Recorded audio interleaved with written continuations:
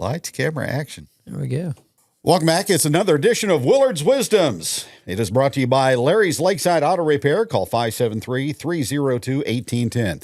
Kevin and Brennon back for another week, our final May installation of our podcast here from the studios of LEB TV.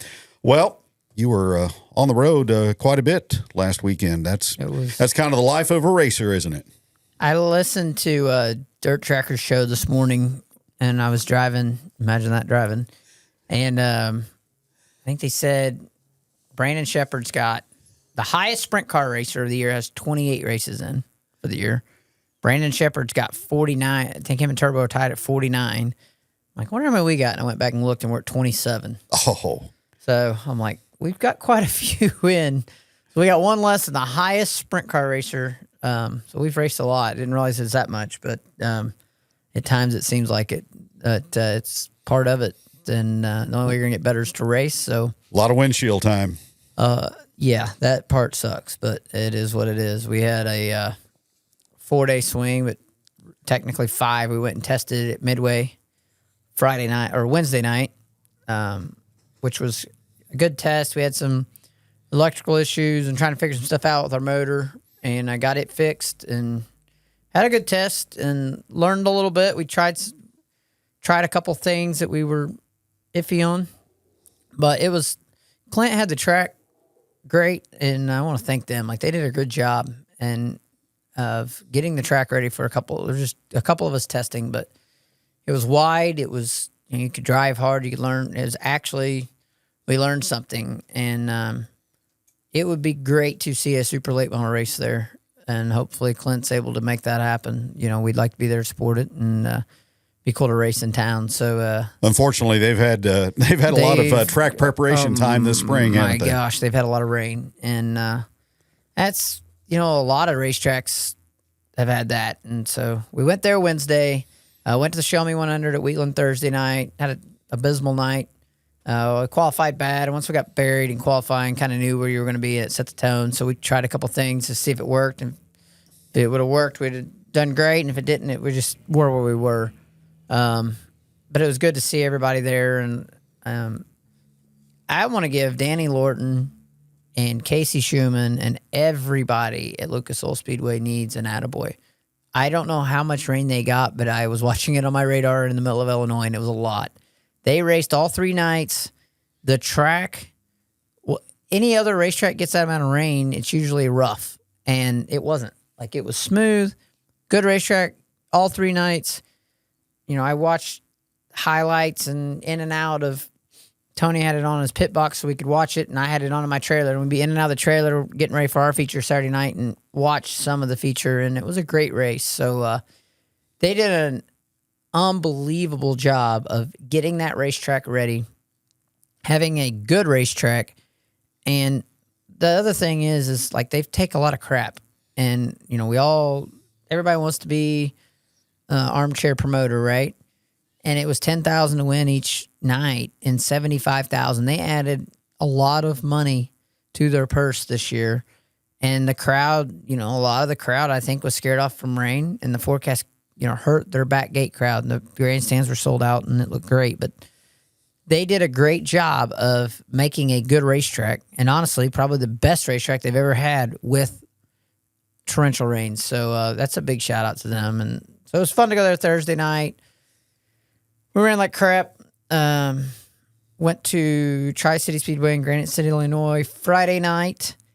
Had to go through the B and just had mechanical stuff in the feature. Had to pull off there on lap 5, but just wasn't a good night there at all. Just one of those deals that we had something break and pulled off, but it happens, and just part of it. We had a really good car, I felt like, and could have went forward, but just not much going good there. And drove 3, so it was 3 hours we went home Thursday night, 3 hours from here to Granite City, then 3 hours from Granite City to Fairbury after the races Friday night. Woke up in Fairbury, never been there, always heard stories of the place. It's like the Wrigley Field of dirt racing, it really is, and really cool place. it's amazing to me. Like you literally are driving through a neighborhood, and you drive like it would be like having a racetrack at Boswell Park in Lebanon. Like there's that many houses around it, that many people walking to it. Like if you put Ashley Park, the lower Ashley Park in Lebanon, Missouri, and put a racetrack at Ashley Park with houses all the way around it. This had on all four sides. And everybody just walks to the racetrack and walks home. Pretty cool deal. And there was 51 late models there for $5,000 to win. A lot of World of Outlaw regulars there for $5,000 to win. And cool event. Learned a lot. We gained some speed and really picked up speed at the end of the heat race. And be 100% transparent. We knew we had a provisional when we went out for the B feature, and one of those things that I was going to take what was given to me, but I wasn't going to take any chances to tear my car up and pound the cushion and do what I needed to do, knowing I'm locked in. Went out for the feature and absolutely horrible on the bottom, and pounded the cushion went up to the top and started going forward. Miles Moose stopped in front of us. We completely monster trucked him, and I don't know if he slipped off. It's just really tough to run the cushion there, and you have to do it. And he stopped, and we hit him, and then caution come out, pulled the body out. We didn't have to pay. We kept our spot, but went back to the top, and I just absolutely killed the right front and climbed the wall and had a hell of a wreck in the middle of the race, but broke the right front shock, and when it did, we went in.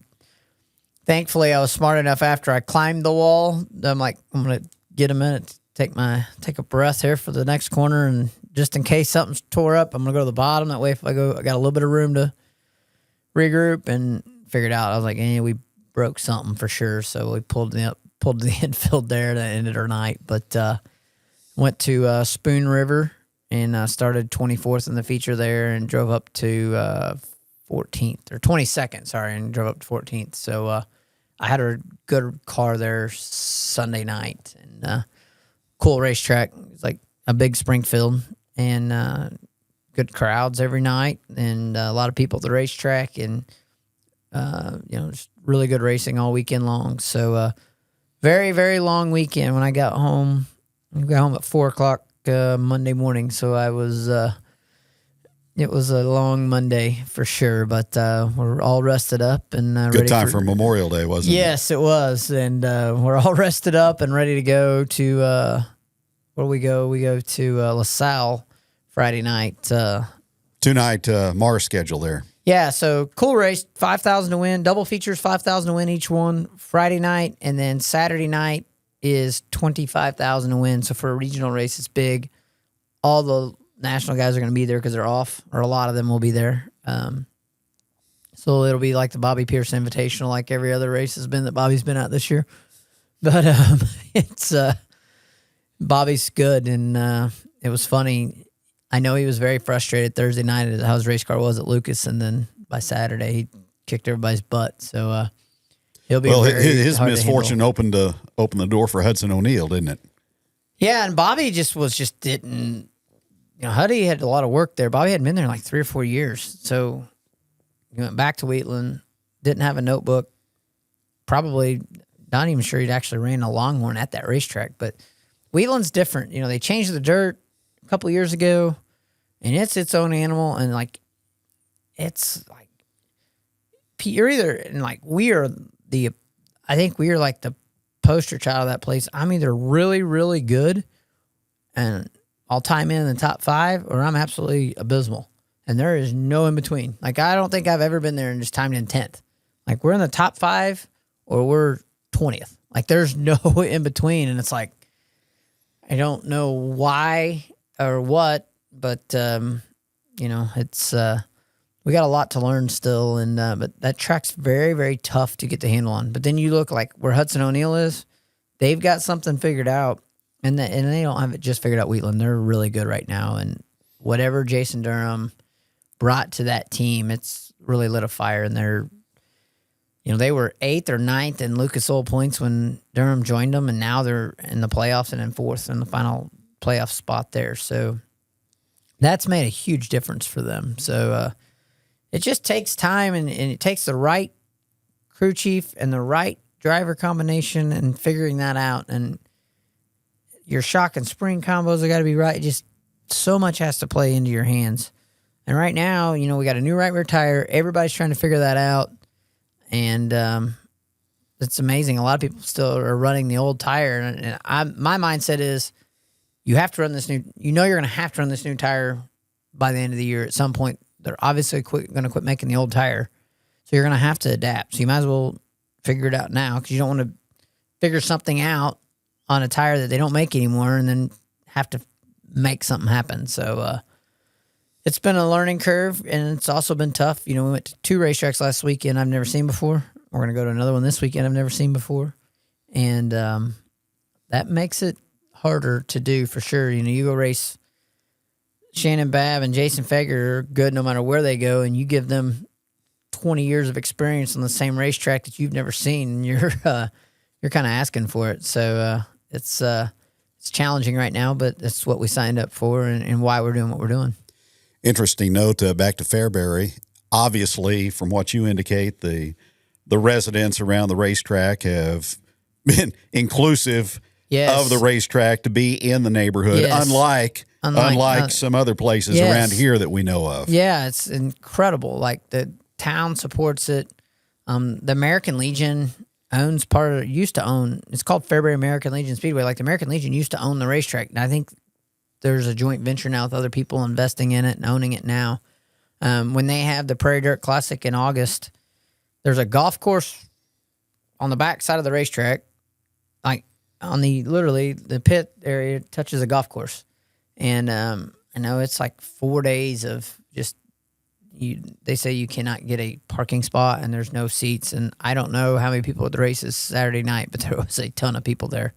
And it's awesome to see just the town comes alive for the races. That's kind of the one thing that's going. It's a town of 3,000 people, and they all live within probably 2 miles of that racetrack, and most of them walk to it, and it's packed every Saturday night. So pretty cool to see.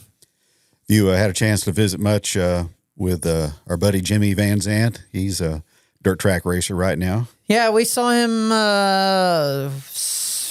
Thursday night at Wheatland, and he's running the Revival Series. That's probably the only time we'll see him all year, because he's running the Revival Series. And I think I was planning on hitting some of those races up, but our schedule is like they're in the middle of Oklahoma next weekend, or this weekend we're in Illinois. But Jimmy's enjoying it and having a good time. And we talk about the old asphalt days a lot, and always reminiscing about that. So it's cool. I ran into Jake Griffin the other night at Quincy, and good seeing him. So just a lot of asphalt guys we run into and going back and forth. And we weren't very far from Grundy County when we were at Fairbury, because I saw a couple open trailers with cars leaving the racetrack. I was headed to Fairbury at midnight, and I saw cars coming from Grundy going home. So it was kind of neat to see open trailers with pavement cars on them, and we're heading up the road. But Darren Klein, we're racing every week against for Rookie of the Year, and his dad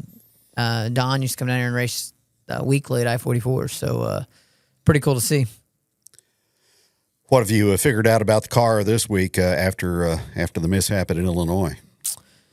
We got the car rebuilt Saturday night and raced the same one on Sunday, and we learned a lot and we had everything there to bolt on. It was just bolt on stuff and bolted it right back together. And my crew guys were probably not too happy with me. We got done about 2:00 in the morning fixing it, but that is part of it. And we learned a lot about what to do and not to do. We tried a couple different setups throughout the weekend that, if we were buried or, had something to try, we had an opportunity to try. We tried it, and kind of just went back to what we thought would work for us pretty good in the feature there Sunday night. And that was, really felt like we built off of that and got a little bit of momentum there, advancing 8 positions forward. Hopefully that can, we can keep that momentum going into the weekend at LaSalle. And, you're going to have to qualify good at LaSalle. There's going to be 40 to 50 cars, and it's going to, your whole night depends on qualifying, and you're going to have, if you don't time in the top 10, you're going to be in serious trouble. So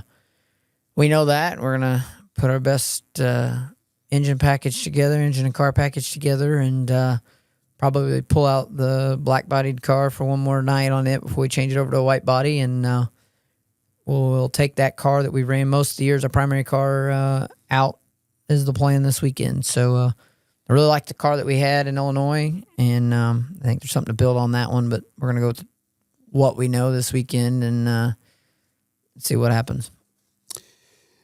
Springfield, they were rained out last Saturday. Lake Ozark, they did run the 410 Outlaw Sprints. Noah Gass out of Mounds, Oklahoma, won the feature there.